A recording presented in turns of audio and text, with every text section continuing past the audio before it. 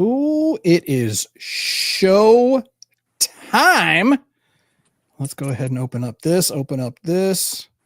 I think we're rolling. Everything is good to go. All right. Let's do the thing, shall we? Hey, coming up this week, the beginning of the end, the beginning of the rebellion, and the beginning of the third thing that I couldn't come up with. So, plus we've got our top 5 picks for the most hated Star Wars characters in the galaxy. We've got all that and more coming up this week right here on your Star Wars.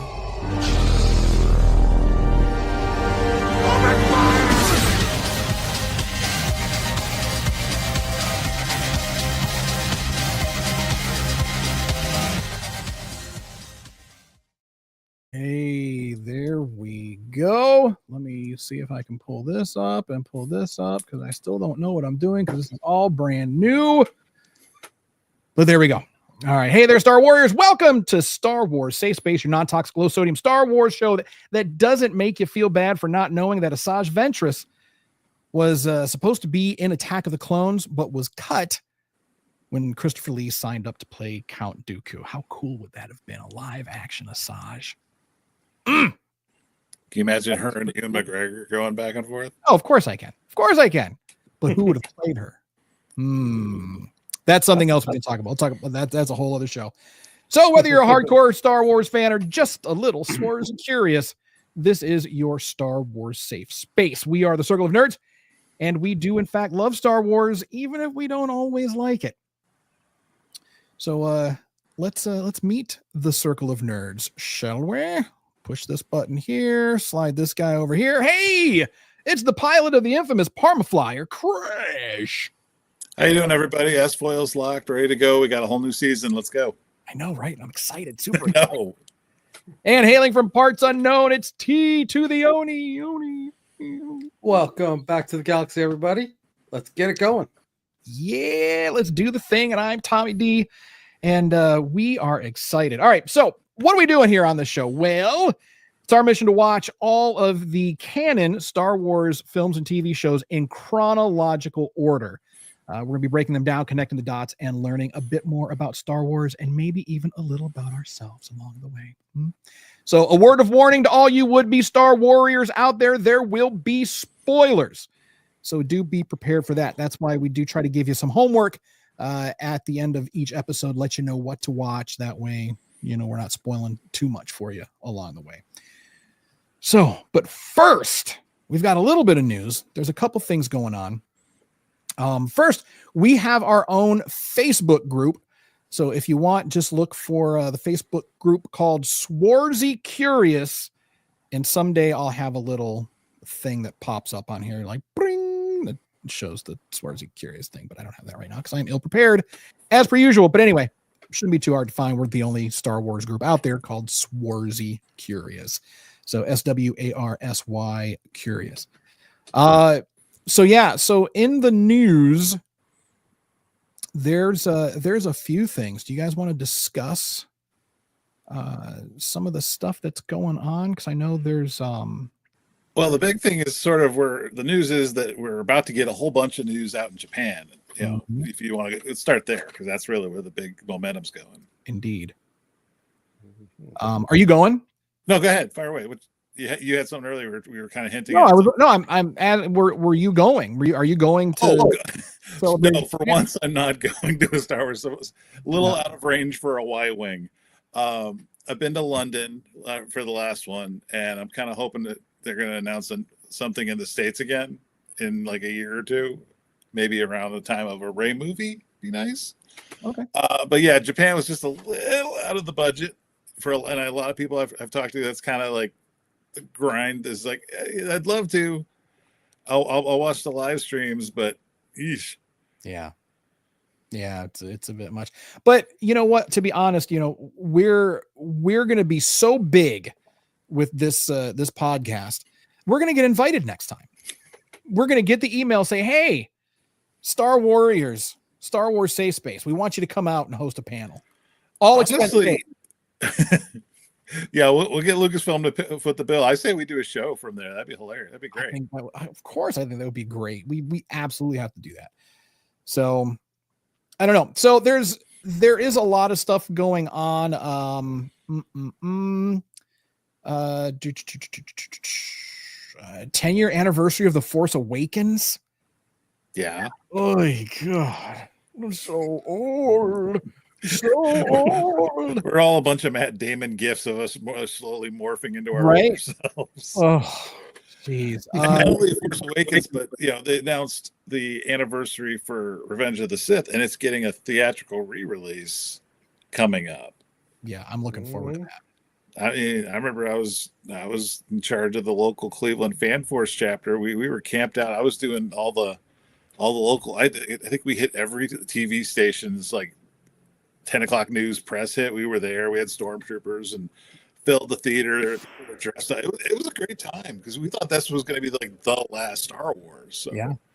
everybody was just sort of like soaking it all in. And then a few years later, when they announced the sequel trilogy, it's like, okay, we're going to keep going. Let's roll. Well, and then, you've got the really seasoned folks like myself who saw A New Hope in theaters when it came out. And we thought Jedi would be the last. Yeah. Like, we never ever imagined that it would go beyond Jedi. I've talked about my sister and how we're 10 years apart, and she's a prequel baby. She grew up as a Star Wars fan during the prequels. And I mean, there was a time where I'd explain her, like, there were these 3 movies that nerds like us worshipped. And I mean, that was it. And you would just have these 3 VHS tapes and you ran them into death and you memorized every line. And then all of a sudden George said, hey, the technology's better where I want it to be. Let's do it again. Let's do that backstory. I mean, well, we got the special editions. We got the special editions. Yeah, led the way. And that was sort of like almost like a test drive, a beta test. Yeah. And speaking of which, special edition of Return of the Jedi released today, back in I think it was 97. Today, on this day. Yeah. Oh man. Oh, that's cool. Tony, you're taking me back, brother. You know what we should do? We need to have like a this day in Star Wars history sort of thing, or this week in Star Wars history. We need to make that a segment for the show. Yeah, do a little bit of research, a little bit, week by week. Yeah, because there's just so many things that the special editions were great. I know some people don't like them because they want the pure original. A lot of people think they know George Lucas's vision better than people who work for George Lucas, but it's like, look, we were just happy to see Star Wars on a big screen, and I think for even the prequel babies, Revenge of the Sith was kind of a big deal. It's my least favorite Star Wars movie, and when I say that, I mean I love it. But if you rank all 13 movies, and I count Clone Wars theatrical, it's like, well, yeah, I love it, but it's the one where the bad guys win and all the Jedi younglings get slaughtered. We're putting that at the bottom of the list. That goes at the bottom of the list for sure. But I still love it. The fight between Ewan and Hayden was just epic. Oh yeah, I mean there was a lot of really epic moments. I mean, in all of the prequel films, there were a lot of really epic moments. But George said that the reason that a lot of the original trilogy fans didn't like the prequels is because they didn't grow up with it, so they didn't have that nostalgia factor attached to it. I'm living proof, like I said, Snips and I, that there's just this generational gap. A lot of people like myself, sort of embrace the new, but there were some guys that just wanted to be the Star Wars Trivial Pursuit champ of their childhood, and the cycle's repeating now with the sequels. Like I've grown to appreciate it over the years, appreciate the prequels. I've grown to enjoy them, but at the time, so we've talked about the fandom menace, especially once Acolyte came out. I mean, that was I would say the rise of the modern phantom menace or fandom menace, but it wasn't the first appearance of them when the special editions came out. I mean, that was the first time. Like people always say, Star Wars is dead. Star Wars is dead. Well, it ain't dead yet. But it was when the special editions came out. That was the first time Star Wars died. Mm-hmm. Was when the special editions came out, because people absolutely hated them. They're like, this isn't my Star Wars. It's because they're purists.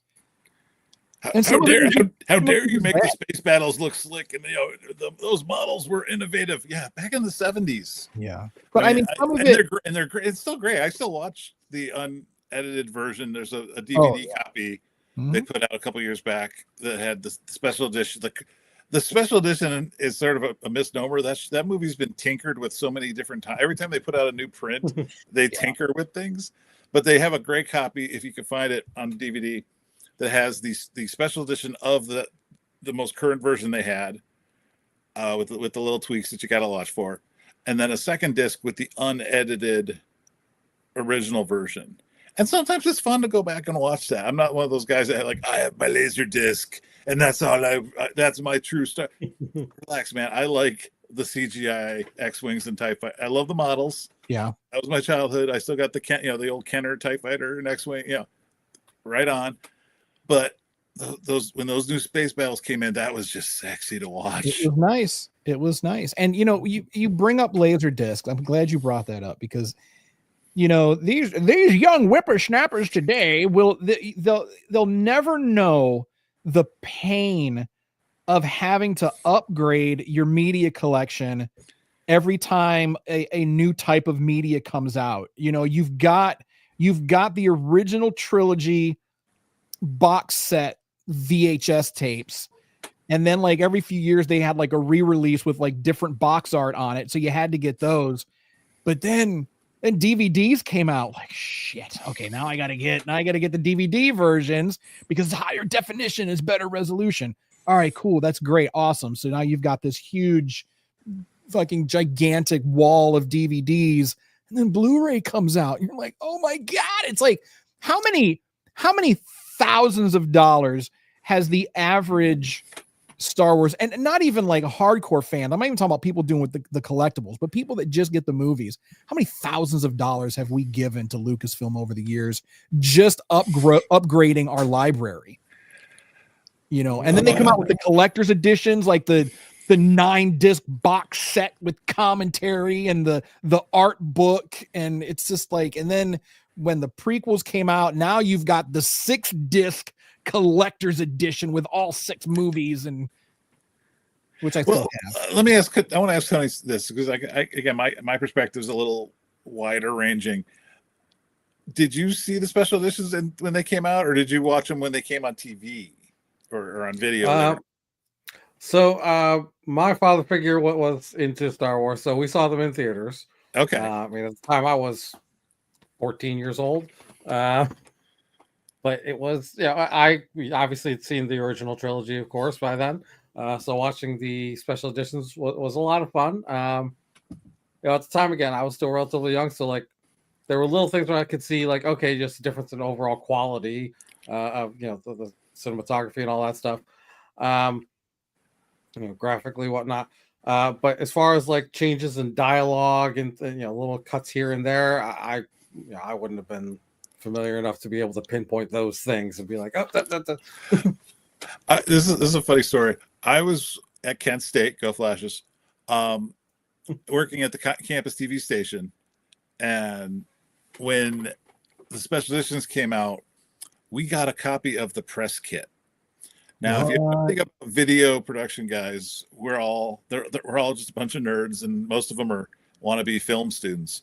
Of course. So that press kit came in, and we grabbed this 3/4-inch beta tape and ran down to the edit bay. And you would think the girls were laughing at us because 20 guys tried to cram into this little phone booth size edit suite to watch this tape, and they were I'll never forget.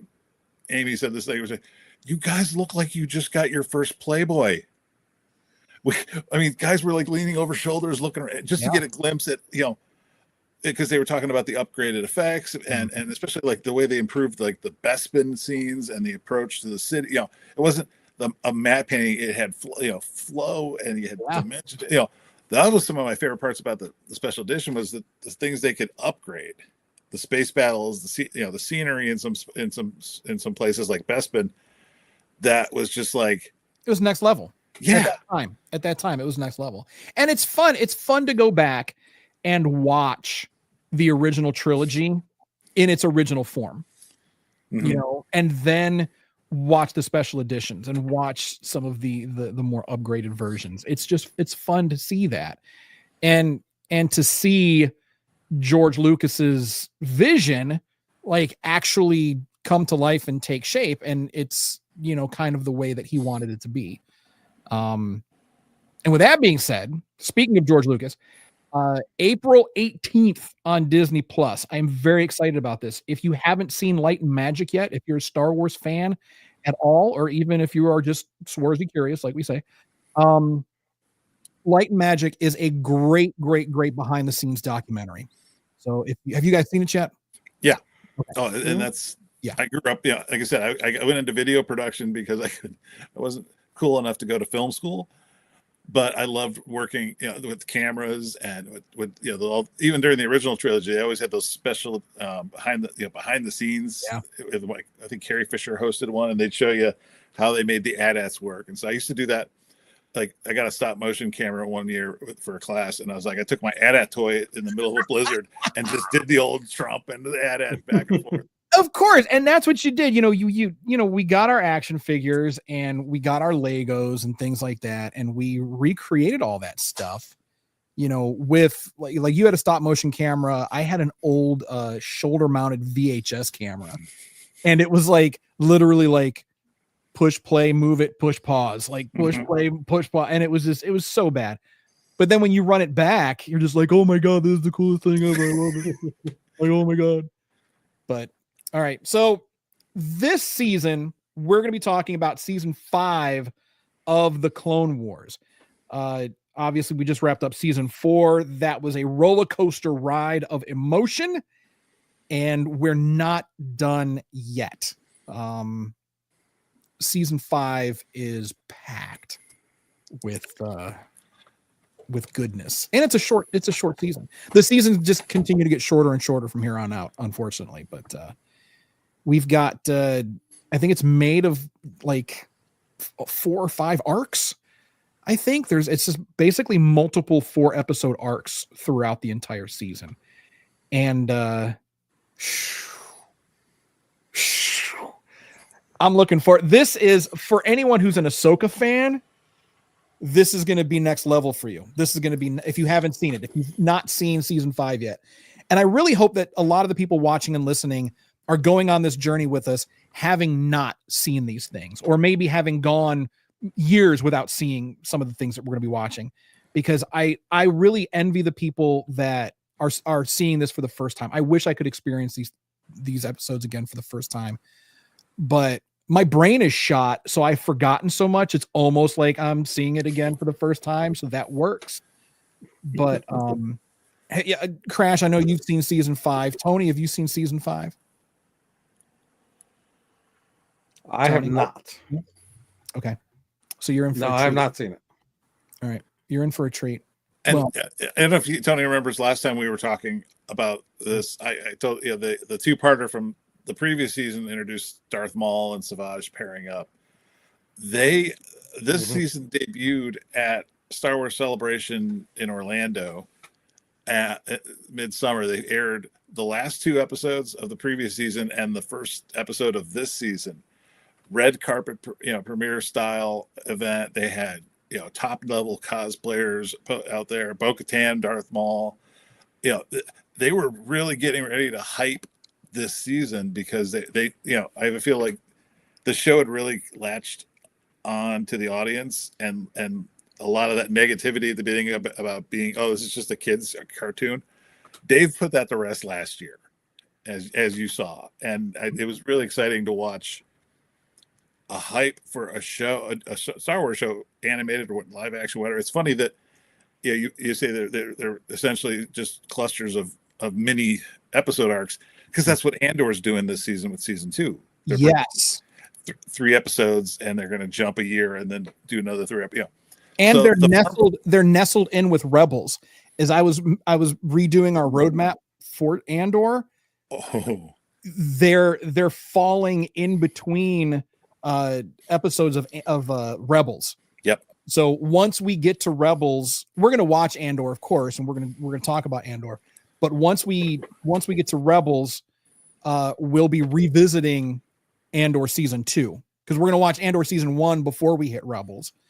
But then as we're watching Rebels and talking about Rebels on the show, we're going to be revisiting Andor season 2 because of the way that it's like if you go to the wiki, they've just got like placeholder episodes in right now because they don't want to put any spoilers out. Right. But it's like, oh man, it's so exciting. It's so exciting.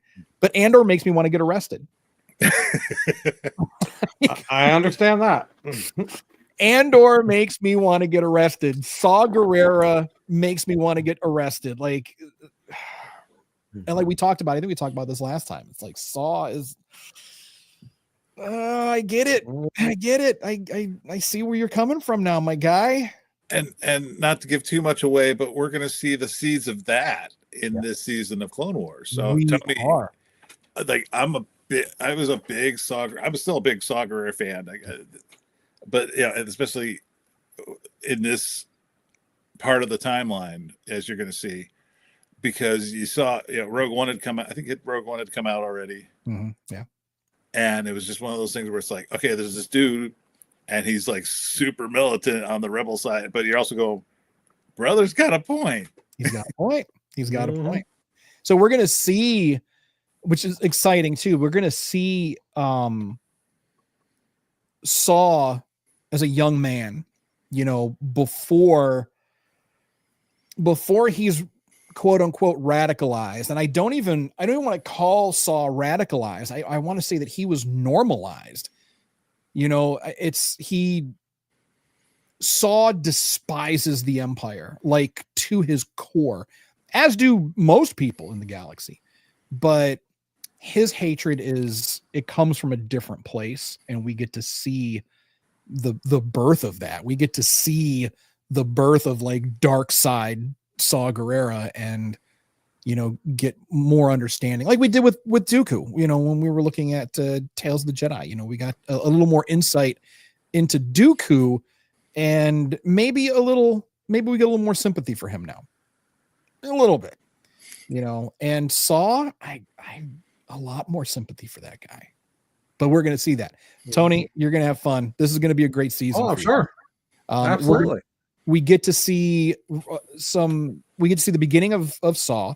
We get to see incredible growth from Ahsoka. This is, without spoilers, I would say, and Crash, let me know what you think here too, but I would say this is such a major turning point moment for Ahsoka here in season 5. Oh, this was huge. This was my sister and I, we drive around a lot together, and like there were times where my right shoulder hurts because something happens with Ahsoka, and all of a sudden she's just punching me in the arm. I mean, yeah, this was, I don't want to overstate it. I want to get too, like reaction video crazy about this, but this was not originally going to be the final season of Star. No. We didn't find out until after the season had ended that the show was the license on it had expired. Right, and it was part of the Disney sale, and they were talking about moving into a new direction, i.e., Rebels.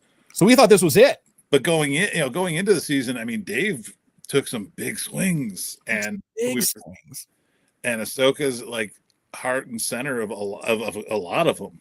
Well, that's his baby. I mean, Ahsoka is his child. I mean, even he loves Wolf and Rex and the Wolf Pack. Ahsoka is his baby. I mean, clearly, she's got her own freaking live action series, and the Rebels characters, those are his babies as well, because Ahsoka, the live action, is basically just season 4.5. Well, season 5 of Rebels, basically. Mm-hmm. So, but I gotta say, I'm excited. Because I haven't seen these episodes in years. And Tony's never seen them. I remember them, but I remember vividly watching that final episode of season 5, and then finding out that that's it. That was a wrap. There's a thing, and I won't give it away for Tony. There's a thing that happens, and Ashley Eckstein tells this great story a lot at her panels, that they had to have everybody else out of the recording room, just her and Matt and Dave, just to direct. Like they hit record, the engineers do their thing, and they just let the three of them cook in solitude, because this season's going to really shake up the core of what those two are, that Dave has built up in this show.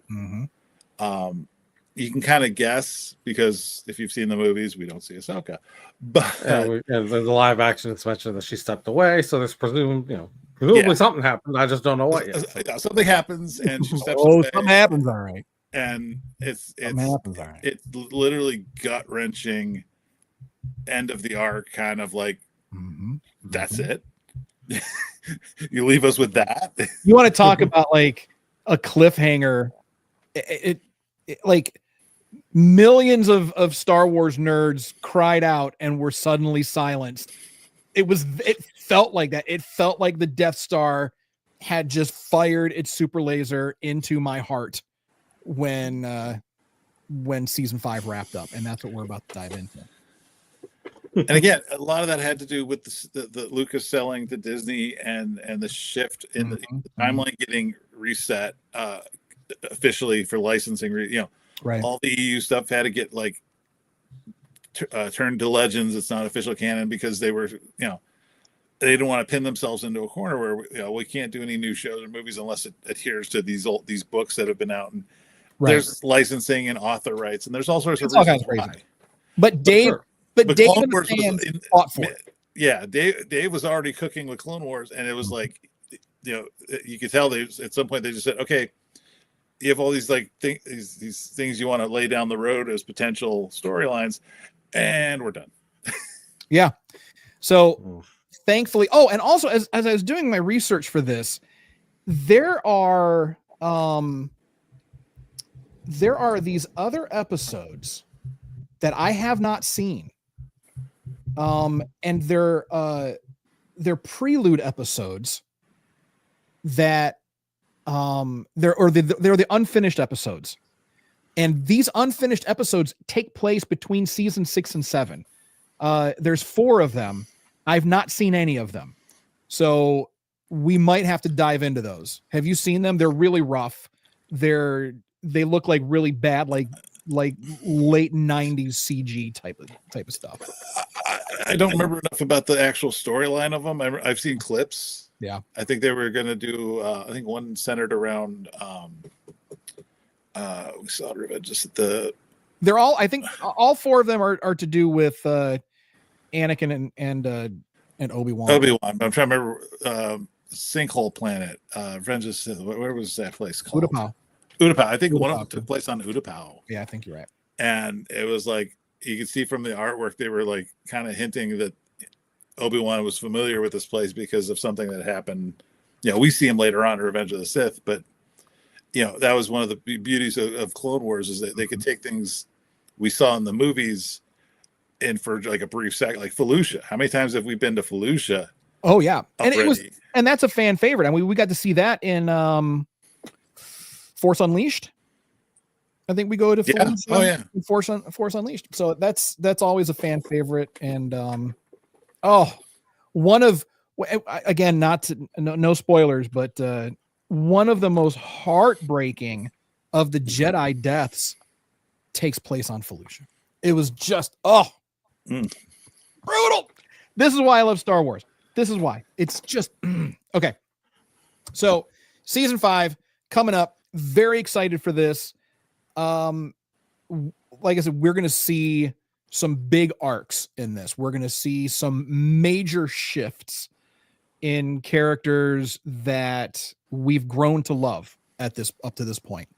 And we're going to get, if you thought your hearts were broken in season 4, just prepare yourself for even more emotional trauma in season 5. It just nothing gets easier. I'm between now and season 7, nothing, because we're just slowly spiraling into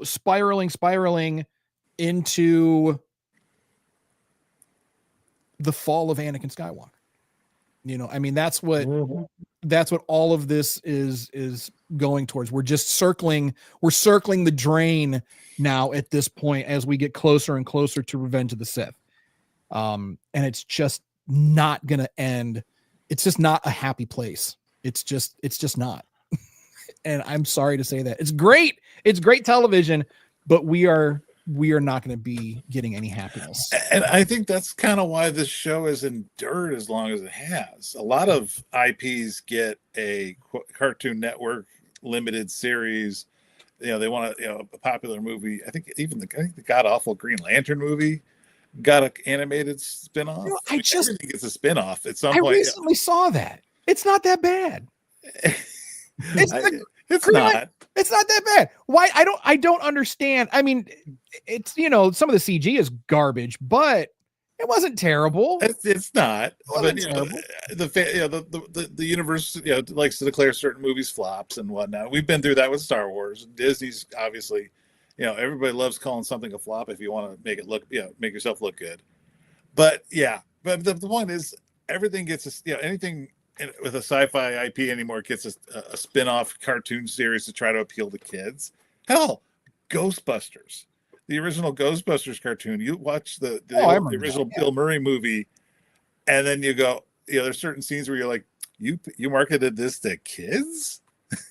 Dan Aykroyd and a ghost. I won't say anything more. Oh well, yeah, there's that. But I don't know. Season 5, it's going to be great, and I am so looking forward to it. So, it's going to be a good ride. All right, so we talked about this a little bit at the beginning. Top 5 most hated Star Wars film and TV characters in the galaxy. I have my top 5 laid out. Does somebody want to go first, or do you want to yell at me about my top 5 first? I'll defer to the second half. Go ahead. All right, Tony, what about you? You want to go first, or you want to yell at me about my top 5? I'm not going to yell at you about your top 5, but I'll let you lay it out. All right. So, and in no particular order, these are, me personally, my top 5 most hated Star Wars characters. Not even necessarily that I hate them, because one of them on this list I don't hate, and I actually love, but it's just a hated character. So, at the top of my list, General Pong Krell. General Pong Krell, because fuck that guy. Oh, all right. And we saw that on that when we were reviewing that episode. Mm-hmm. He's just, yeah, it was a brilliant performance, and you hate his guts. Hate his guts. Number 2, good old Papa Palpatine. Okay. Hey, I was gonna go with Snoke, but Snoke is such a non-issue throwaway character that I can't hate him. He's just too goofy to hate. But Palpatine, again, you almost love to hate him though. You know, he is this, but he's such a douche. Like he's like an internet troll before the internet existed. And I feel like there's this guy that he's like, you know, the poster boy of the fandom menace. We don't say his name, but Fuck that guy. Fuck that guy. But I feel like that particular guy, the guy that talks about all of his Star Wars theories, I feel like he likes to pretend that he's Darth Vader, but he's Palpatine. He is 100% Palpatine, like without question. And so, yeah, Palpatine's my number 2, top 5 most hated film and TV characters from Star Wars. Number 3, and this is probably going to be a hot take, and I'm ready for it. If you guys want to come at me. For those of you watching, if you want to come at me in the comments, let's go. I'm ready for it. Look at Tony's over there cracking his knuckles. I'm ready. Number 3 most hated character in Star Wars, Anakin Skywalker. Hate that guy. Okay. Hate that guy. Right. Hate that kid. Anakin Skywalker, number 3 most hated. Nothing. You guys are going to put me on that. Let me just pause real quick here. Okay. I want to make sure we're talking about the character and not the actor Jake Lloyd or Hayden Christensen. No, I am always talking about the character. Okay, I'm with you then. Okay, I will never, ever, ever disparage an actor, ever, ever, ever, ever, because Jake and Hayden got so much hate personally. They got hate personally. So no, I will never, ever do that. The actors did their jobs. The actors did what they were paid to do. Okay. If the character was garbage, if the dialogue was garbage, that's not the actor's fault. So I have nothing but love and respect for all of the Star Wars actors, every single one of them, all of them. I have no personal animosity or hatred towards any of them. In fact, I have more love and respect for the actors that did get shit on for the characters that they portrayed. And let me be clear. I already know that was going to be your answer, but that's because we've had private conversations. I just want to make sure for our audience that they understand where you're coming from. Okay, good. Like when Hayden was he was at one of the celebrations, and he came out, and the way that he was greeted by the crowd, and he almost cried. Like you could feel that love for him. That was Anaheim. I was there. Yeah. Okay. And that room, that love was palpable. Yeah. Especially when he came out with Ewan and the two of them came out together.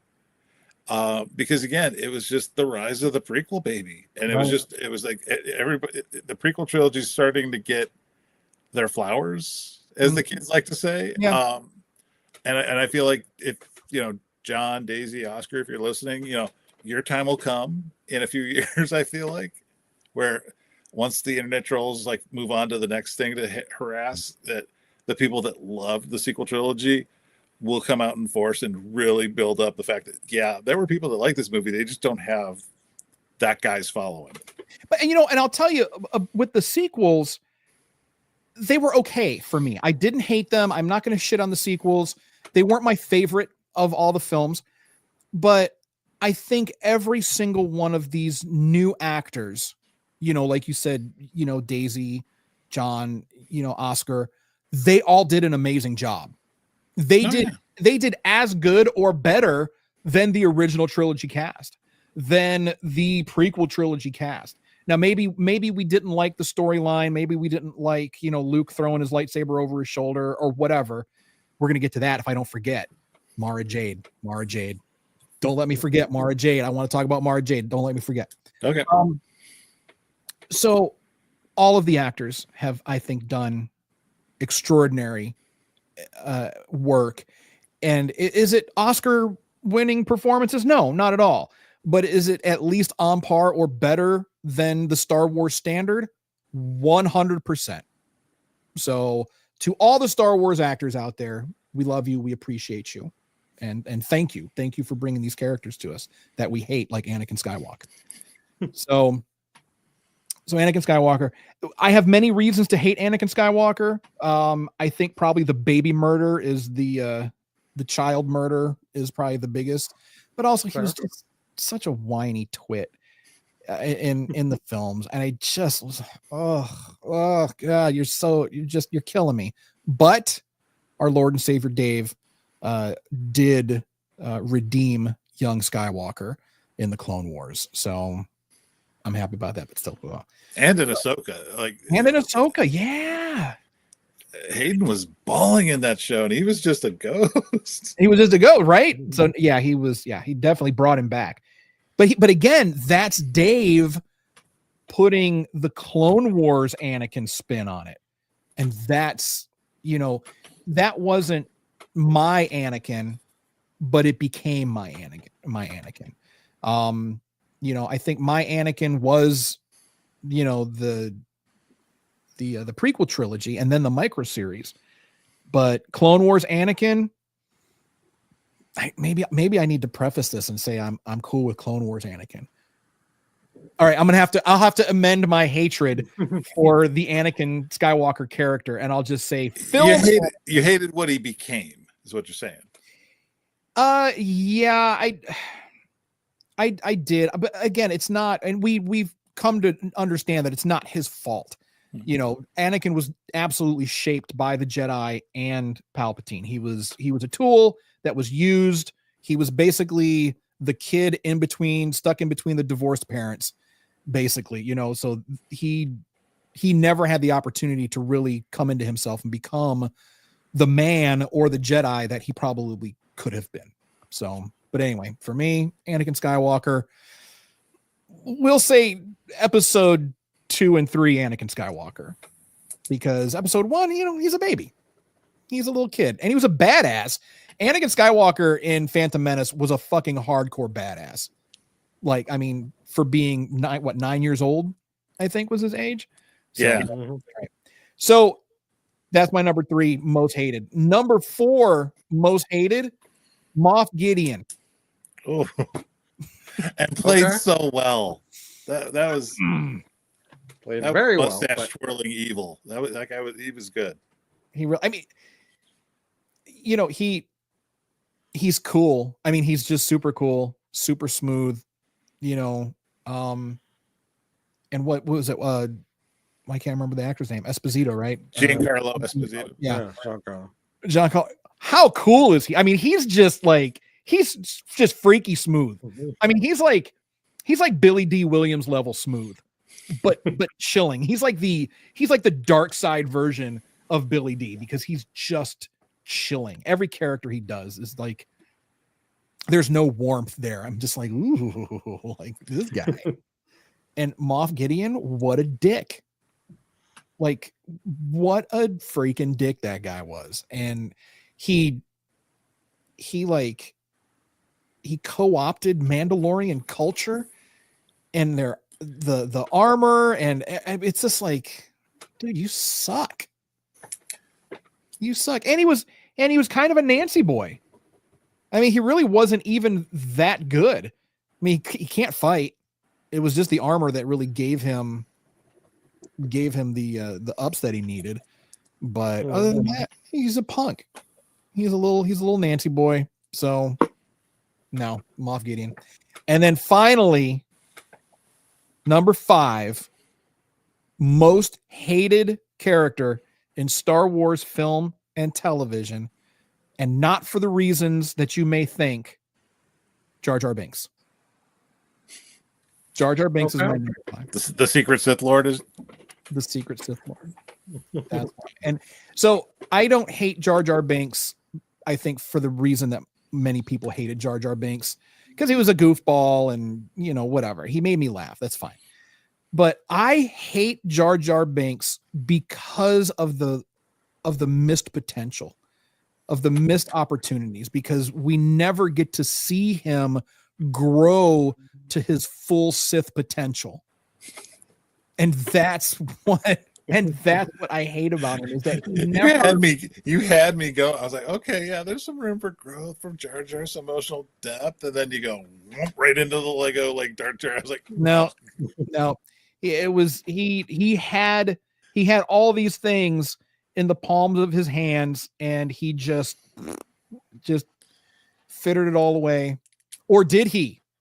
Maybe it's still part of his plan. Maybe we're going to see this later on. Now he's just laying low. But anyway, those are my top 5. Those are my top 5 most hated characters. Now I have others from the EU and in the books and things like that, but this is just for films and television, because I could talk about other people. I was gonna put Thrawn on this list, but I don't hate Thrawn. I dig that guy. Like, he's creepy and he's smarmy, but I kind of admire him. he has his own army. He's got his own army. And not only does he have his own army, but they're very crafty. They're very skilled. They were able to put their armor pieces back together. They made some really cool Roman masks out of them. I mean, you're stranded for 30 years. So I suppose you got nothing else to do but learn how to do like armor arts and crafts. So they were just kind of having armor parties all the time, I guess. I know enough guys from the 501st that, like, as soon as I saw all those taped up armor pieces, I was like, okay, like, Jay, if you're watching, like, my brother Jay could give like a master class in patching up gear on the fly to those guys. Like, how many TKs out there like have had to buy new pieces, or like use the plastic solder to put their pieces back together, and then they see this and they're like, wait, what? I'm sure. Yeah, I haven't really looked it up. I kind of keep tabs on the old legions and stuff. But I as soon as those guys showed up, my first thought was, oh yeah, the CLR for this is going to be ridiculous because you got to make it look battle worn and patched up, but professional looking, battle worn and right. I pity some of these poor guys that have to emulate these costumes. All right, so you guys, who wants to go next? Top 5 most hated characters. Tony, after you, brother. Tony, what you got? All right, sure, I'll go. So we share a couple of them, namely Jar Jar and Palpatine. Okay. Jar Jar for similar reasons. I'm not going to go so far down into the Sith Lord Jar Jar bit, but I will say that they're like, I'm all for the comic relief, but I want a character to be more than that. All right, and at least in the movies, that he was never more than that. I think I've been the most tolerant of his character so far in the episodes that we've seen him in Clone Wars, because there have been some times where they've tried to develop the character a little bit, and so I'm willing to work with that. Palpatine, just straight up. God, he's such a dick.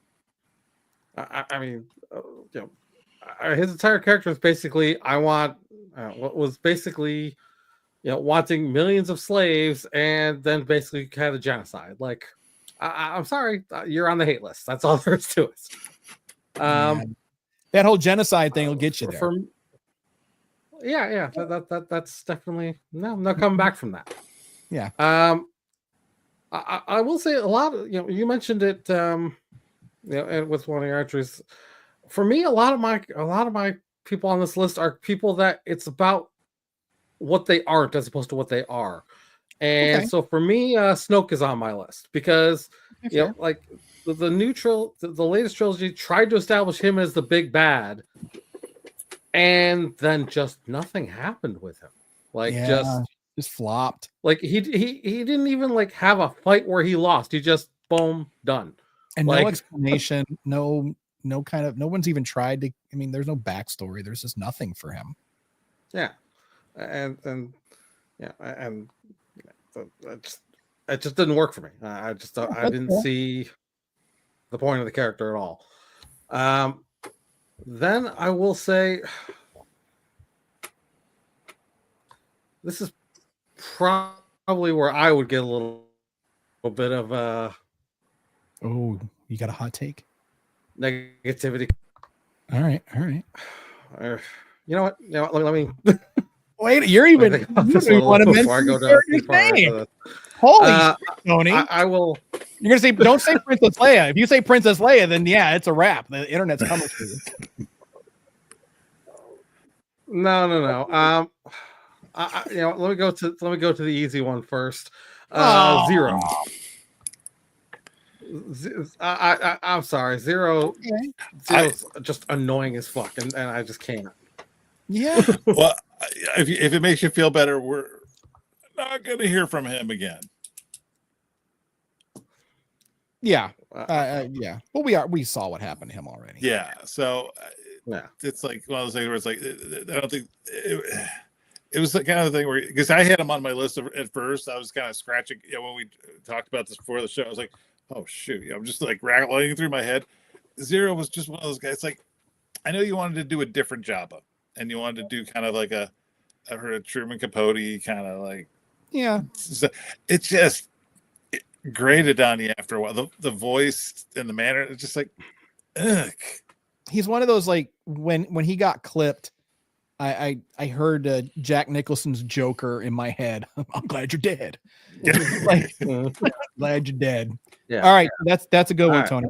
All right, and here we go. All right, here we go. Hot take time. Let's go. I'm sorry, but Mace. All right, we're done here. I'm with you.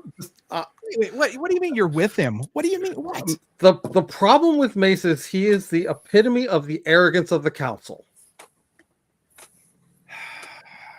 Preach, brother. Preach.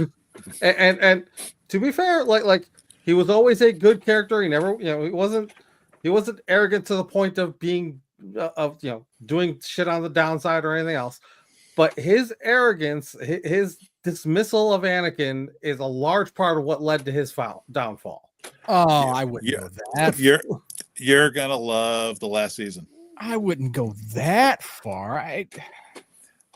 Mace, I think, represented the strength of the Jedi.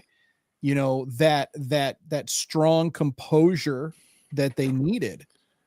He was kind of like that, the counterbalance to Yoda. Yoda was a little more compassionate, a little, it's like good, you've got like your good boss and then your asshole micromanager boss. And, Mace was kind of that, but he was Tales of the Jedi really sold it for me. Well, that and the last season of Clone, Dooku and Mace. Mace sucked up to the council. He played by the book. He did what the council said to the letter, and he got promoted. And Dooku's sitting there going, "What the f?" Oh, that's because Dooku didn't want to abide by the orders of the Jedi. I mean, you've got to have order in the galaxy. Yeah, but they wouldn't have.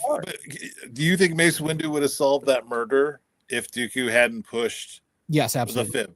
Absolutely. You think he would? I think he would have bought the story, just recovered the body, and went back to Coruscant and just sort of accepted the status quo. That was Mace Windu's problem, was that he accepted the status quo. He upheld law and order. And he became a great Jedi master. And what happened to Dooku? Dooku fell to the dark side, got manipulated by Palpatine, and then got his head chopped off by a baby killer. So, I mean, and the only reason that Mace, who is not dead, by the way, the only reason that Mace, street pizza.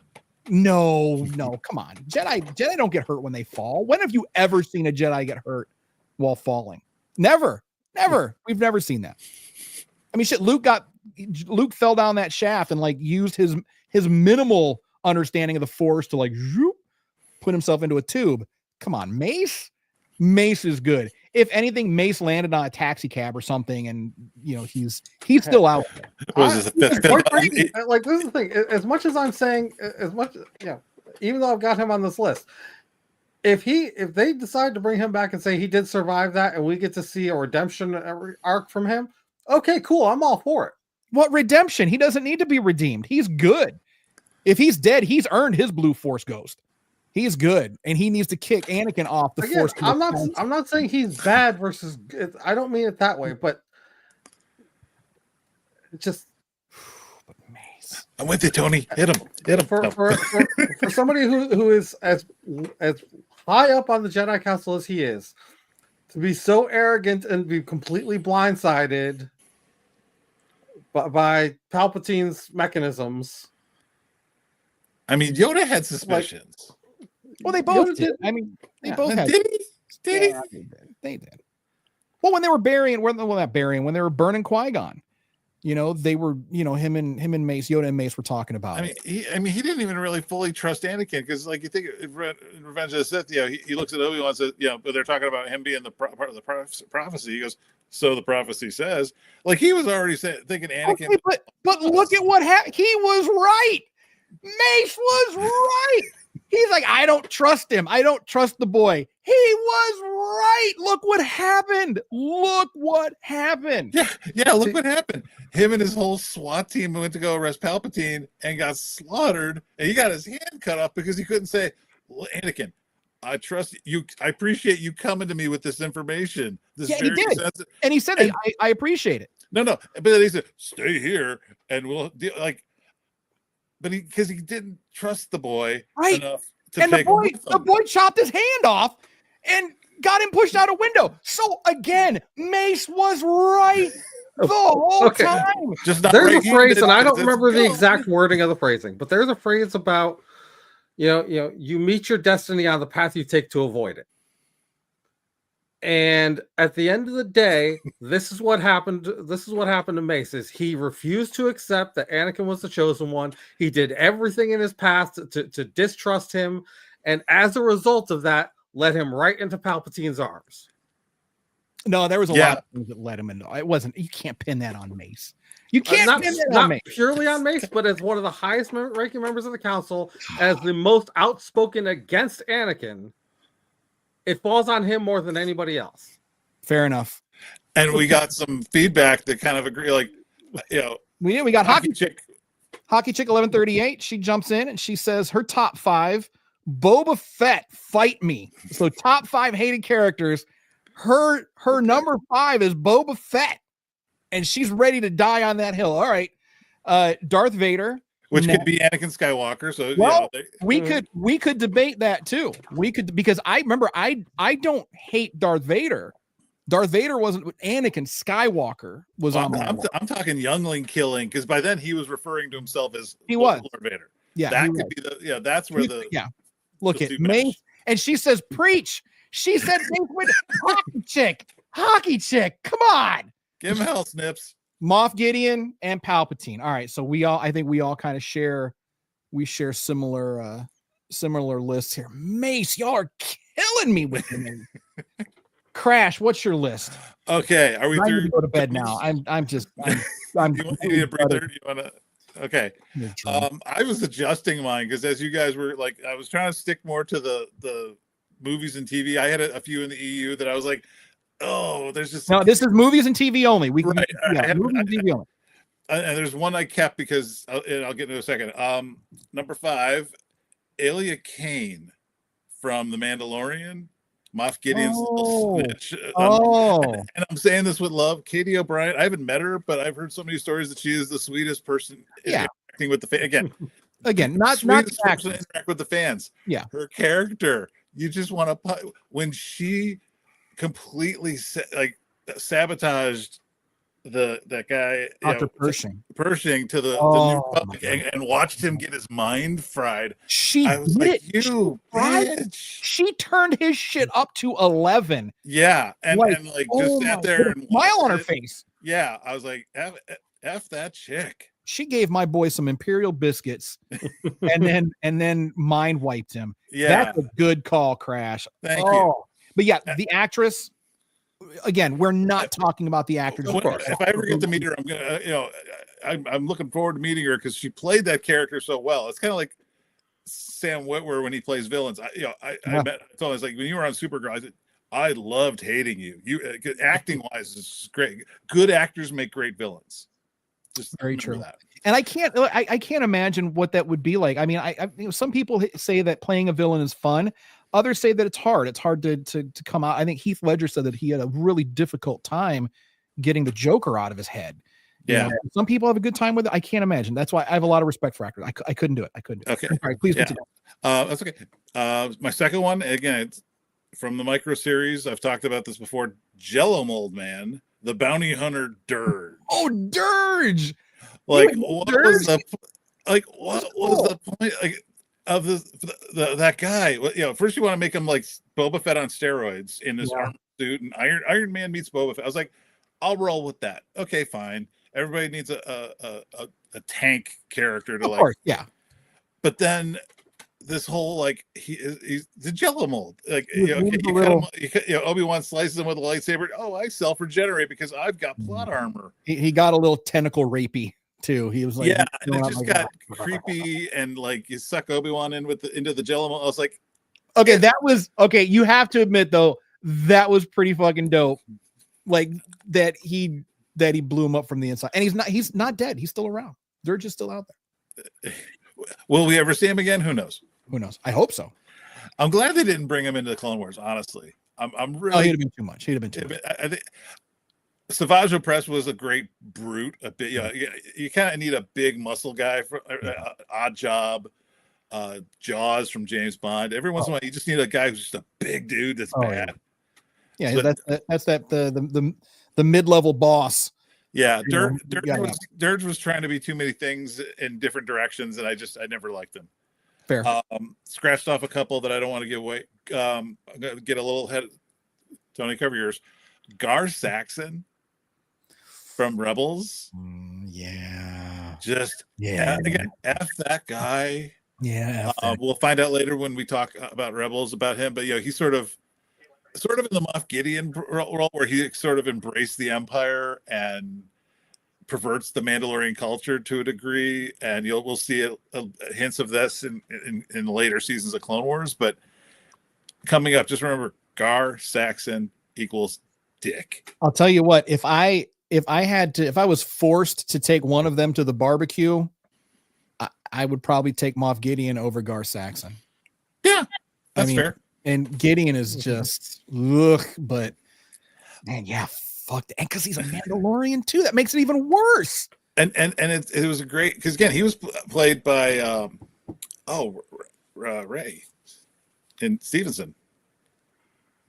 Because that's right, and because we never got to meet him and the guy that played Varinus, who plays another character we'll get into on Rebels. Yeah, Ray Stevenson, what a guy.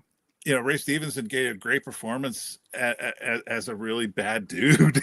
Yeah. My next one is from the sequel trilogy, DJ, the con man, the slicer, everybody thought he was going to be a lovable rogue like Han Solo or Lando, and when the moment came, he just flipped. It took poor Finn and Rose's medallion, and he had that moment where you're like, oh, is he going to be a nice guy? He gave the medallion back, and when the chips were down, he was out. Yeah, it's definitely someone you want to kick in the nuts. Yeah. My last one, and again, I saved my hot take up and scribble, and I have a couple that I crossed up. I don't want to give too much away for Tony's sake, but this one, Cad effing Bane. Hated? I'll tell you, I love to hate him. That's okay. It's a respectful hate. Because don't disparage my Cad Bane, the greatest bounty hunter in the galaxy, bar none. But I mean, even now, like there's stuff that we'll see him do later in life that you just think, okay, if he's been doing this his whole career to people, and you're just like, he is just the lowest of the low and the best of the best bounty hunter. But we have seen him be compassionate a little bit. A little bit, but in his own way, for the right price. But that compassion serves him. Right, it served him to be compassionate. I mean, he sent his own droid off as a suicide bomber. Yeah, that was rough, man. Poor Toto. He'll be all right. He'll be fine. Throw some dirt on it. He'll be fine. Yeah, little oil, little tussin. You'll be all right. So that's 2, 3. I only had 5 with Saxon. Yeah, that's my 5. All right, that's good. That's good. I had an honorable mention in Hondo, but I just love Hondo. I can't hate Hondo. Like you do kind of hate Hondo, but he's just so lovable at the same time. And to be fair, like we're gonna see shifts in that this season on Clone Wars. Oh yeah, we get some good Hondo in this. There's good Hondo, and then there's good bad Hondo, and then there's good Hondo, and then there's bad Hondo. I don't mean like good in terms of alignment. I'm saying we're going to be getting some good Hondo action. If you're a Hondo fan, season 5 is definitely going to be a good ride for you. Tony, you're going to say something. I wanted to check with you guys because like he didn't make my top 5, but he probably would have made my top 10. So I'm curious as to where he would rank on your lists. Okay, Jod. Who? John. Ooh. Oh, that's. Oh, yeah, that's a great point. I'd put him on my top 10. I think I might put him maybe 6.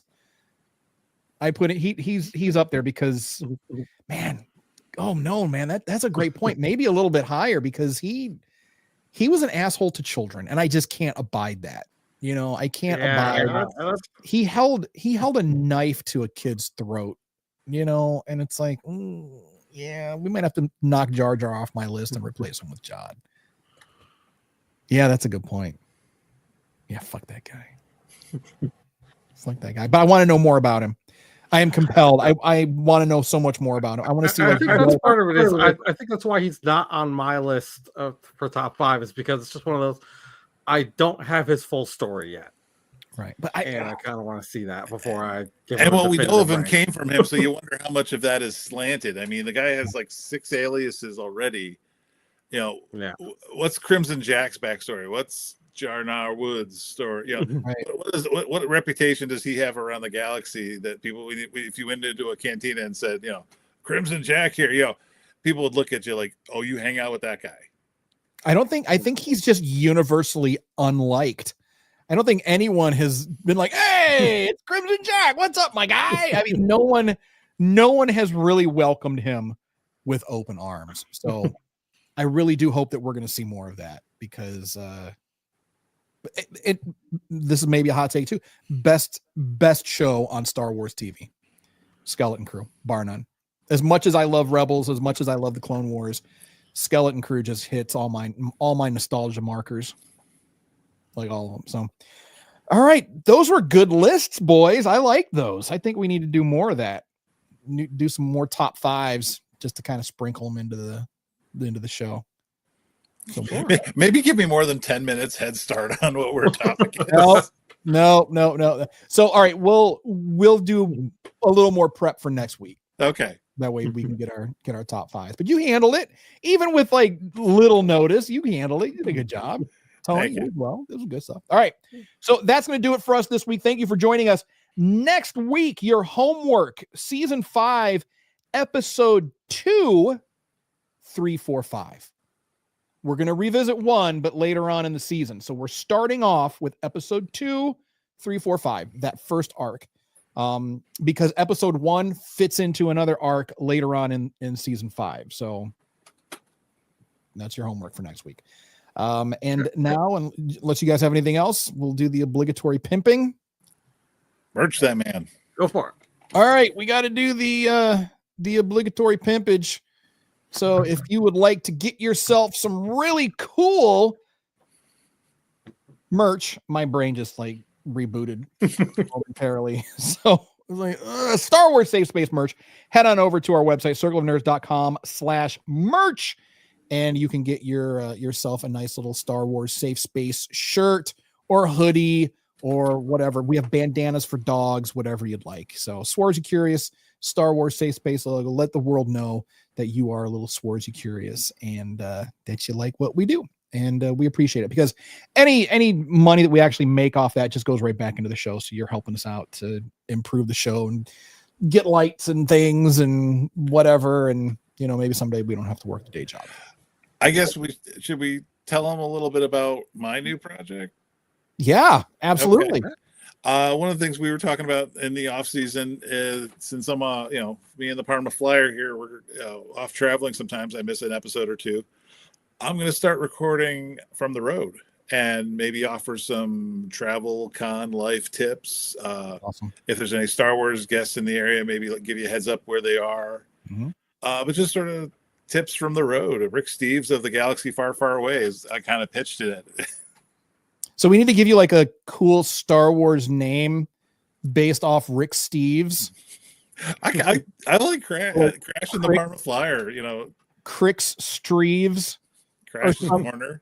Crash's Corner. I love it. That's where's my I don't have it. All right. Crash's Corner. Absolutely love that. All right, so yeah, get all the merch and absolutely do follow us on social media at the SWS Show if you'd like. We're going to be kind of ramping things back up a little bit. Things have been crazy. Darth Real Life has been no joke recently, so we're going to start getting stuff back on track. So follow us on all the socials. We are probably more active, I think we'd say, on TikTok. I think we do more action on TikTok, and then we're growing our community a little bit more in our Facebook group. So again, look for our Facebook group. It is called Swarzy Curious. It is a private group because we want to keep it non-toxic, low sodium. So we're not just letting anybody in. So if you want to join and you want just a really nice, comfortable place to enjoy Star Wars with like-minded people, our Facebook group is that place for you. So jump in, make sure you answer the questions. No one's getting in unless they answer the questions. So you guys invited 57 people, and I think 4 of them answered the questions. Everybody else is just sitting in the box, just waiting. We'll get them there. We're slowly building the fleet. Yeah, that's fine. I'd rather have a really small circle of like-minded people than a fucking group full of thousands of people and you're going to get assholes in there. And who has time for that? I don't have time to monitor all that. There's no way. All right. So that is going to do it for us this week. So again, next week, homework, episodes 2 through 5 of season 5 of the Clone Wars. Keep tissues handy because you're going to get a little choked up. I want to thank our contributor this week, Hockey Chick 1138. Thank you so much. Is 1138? Is that? That's a Star Wars reference. That's Right, THX reference. That's a THX reference. Look at Hockey Chick mixing Star Wars and sports. What? All right, go ahead, Hockey Very Chick nice. 1138. That was good. All right, I just now caught that. All right, well done. All right, so thanks for hanging out and playing with us this week. We appreciate you.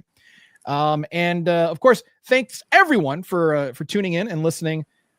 Very special thanks, of course, as always, to all of our active duty service members and veterans for doing what you do. We appreciate you, and we support you 100%.